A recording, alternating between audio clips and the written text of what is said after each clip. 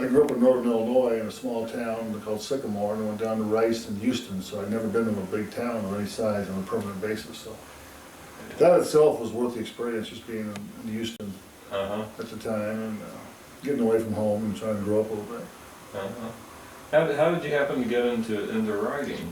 I totally backed into it. It never occurred to me as a kid I could make a living as a writer. I mean, just never. My dad was an engineer, and the family always sort of said, well, gee, Bob, you can be an engineer. And I was getting C's in high school math. And then I think I ended up at Rice for that reason. It's a great engineering school. Oh, yeah, right. And boy, was that a mistake. I mean, you know, there's all these kids running around with slide rules on their hips. This is back before computers.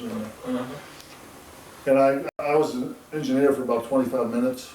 I went over the registrar, and I got a Bachelor of Commerce, which was a special course they had for the jocks to get the athletes out with a business degree.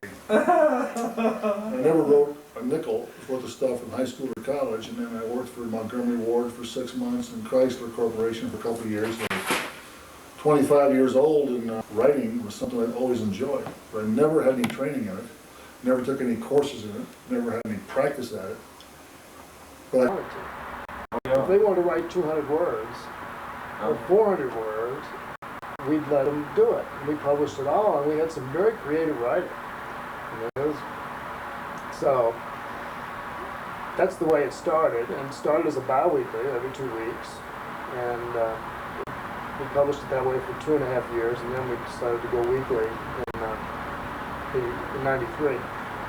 But since then, we've made a lot of changes, added a lot, obviously, really concentrated much more heavily on entertainment, music and live entertainment, and in recent years I've devoted a lot more efforts to news coverage, where we're actually doing some reporting as well as just opinion and commentary.